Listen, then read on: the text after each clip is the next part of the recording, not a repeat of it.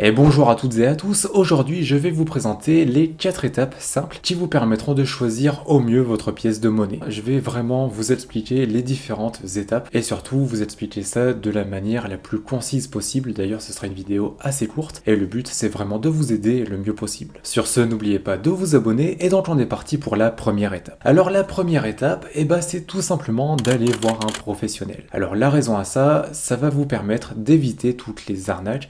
Donc d'éviter d'acheter une copie, d'acheter une monnaie qui va être contrefaite ou juste qui ne va pas correspondre à la description ou du moins à la monnaie que vous vous attendiez à acheter. Et surtout, aller voir un professionnel, ça vous permettra d'avoir des conseils. Puisque s'il y a bien quelqu'un qui est là pour vous conseiller, c'est bien un numismate. Alors où est-ce que vous pouvez aller et surtout où est-ce que vous pouvez acheter vos pièces de monnaie? Soit vous allez directement dans une boutique, donc vous avez un numismate près de chez vous ou dans une autre ville, enfin bref, peu importe, mais du moins vous choisissez un numismate et vous allez le voir directement, ou alors vous achetez sur un site internet qui appartient à un numismate. Et au préalable, vous pouvez très bien le contacter, lui demander des conseils, lui poser des questions, etc. Et il y a par exemple l'excellent site empiredesmonnaies.fr sur lequel il y a des centaines de monnaies en vente. Évidemment, c'est mon propre site, je fais ma propre pub, mais plus sérieusement, si jamais vous souhaitez en savoir plus, je vous mettrai le lien sous la vidéo. Et évidemment, rien ne vous empêche d'aller sur un autre site ou d'aller voir directement un autre numismate.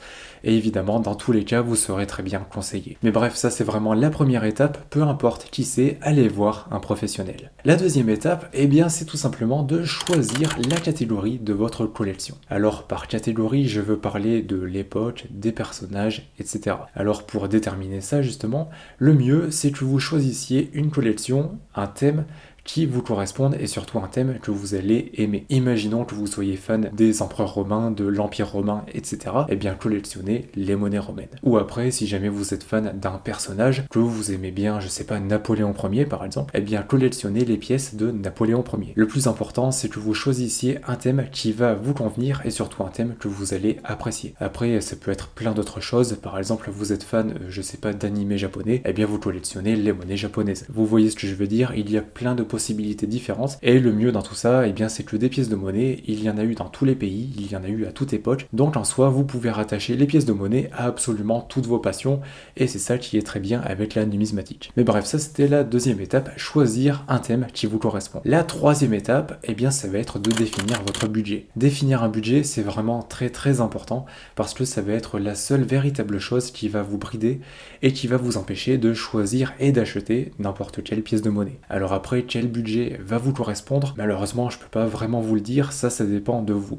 Le mieux, c'est de choisir un budget que vous pouvez vous permettre de dépenser sans forcément trop y penser. Si jamais vous avez énormément d'argent et que vous pouvez lâcher 1000 euros sans vous poser de questions, faites-le. Mais par contre, si jamais vous avez des difficultés financières, déjà, je suis pas sûr que collectionner des pièces de monnaie ce soit la meilleure option, mais si jamais vous souhaitez à tout prix vous acheter une pièce, mettez-vous un budget, je sais pas, de 10 euros par exemple. Et ne vous inquiétez pas, ça suffira pour quasiment toutes les collections possibles. Après, personnellement, je vais vous conseiller de plus être sur un budget de 30-40 euros environ. Pourquoi ça? Parce que quasiment tout le monde peut se permettre de dépenser ce type de somme, et surtout, c'est un budget qui va correspondre à quasiment tous les types de pièces, et surtout à quasiment tous les thèmes de collection. Ce que je veux dire, c'est que si vous collectionnez les monnaies romaines, ça suffira amplement. Si vous collectionnez les monnaies grecques, pareil, ça passera.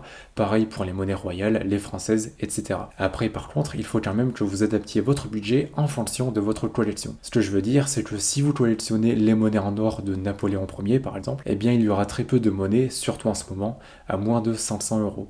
Et donc là, évidemment, un budget de 30 ou 40 euros ne suffira pas du tout. Donc c'est pour ça que votre budget doit être adapté en fonction de votre collection, même si une nouvelle fois 30 ou 40 euros, ça suffira dans quasiment tous les cas. Mais donc maintenant, la quatrième étape, c'est de choisir votre pièce de monnaie. Alors ici, imaginons que vous ayez pris contact avec un professionnel, que ce dernier vous a demandé votre thème de collection, qu'il vous a demandé votre budget et qu'il vous a fait une sélection de, admettons, 3 ou 4 pièces de monnaie. Laquelle choisir parmi celles-là? Honnêtement, déjà je peux pas répondre à votre place parce que je ne suis pas dans votre cas et je ne suis pas dans votre tête. Le mieux pour vous, ça va être de choisir la monnaie qui vous a le plus tapé dans l'œil. Alors il peut y avoir plein de raisons à ça. Ça peut être par rapport au personnage qu'il y a dessus, ça peut être par rapport à son état, à son atelier de frappe ou juste au design de la monnaie, peu peu importe, mais dans tous les cas, il y aura forcément une monnaie qui va se différencier et ce sera elle qu'il faudra choisir. Alors pourquoi faire ça? Tout simplement parce que si vous commencez une collection,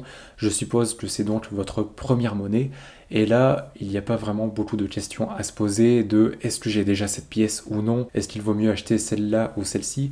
Non, là vraiment choisissez juste celle qui vous attire le plus et c'est tout. Mais donc voilà pour cette vidéo, c'était une vidéo quand même relativement courte. Si jamais vous avez d'autres conseils que je n'ai pas donnés, eh bien n'hésitez pas à les mettre dans les commentaires, comme ça je suis sûr que ça pourra aider tout le monde. Et aussi si jamais vous souhaitez acquérir votre première pièce de monnaie, évidemment il y a mon site internet empiredesmonnaies.fr, je vous mettrai le lien sous la vidéo. Il y a des romaines, des féodales, des grecques, des royales, etc. Il y en a vraiment pour tout le monde et pour tous les budgets. Et puis évidemment si jamais vous avez besoin de conseils, que vous souhaitez que je fasse une sélection de monnaies pour vous et tout ça, eh bien n'hésitez pas à me contacter soit par mail, soit par Instagram et je serai heureux de pouvoir vous aider. Mais bref, sur ce, bien sûr, n'oubliez pas de mettre un pouce bleu, de vous abonner et d'activer la cloche de notification. Et puis si vous êtes encore là, eh bien déjà merci beaucoup et puis marquez monnaie dans les commentaires. Sur ce, je vous souhaite évidemment une très bonne année 2025, évidemment plein de bonheur, plein de réussite et surtout la bonne santé. Et puis je vous souhaite bien sûr une bonne journée ou une bonne soirée et puis à bientôt dans une prochaine vidéo. Allez, salut!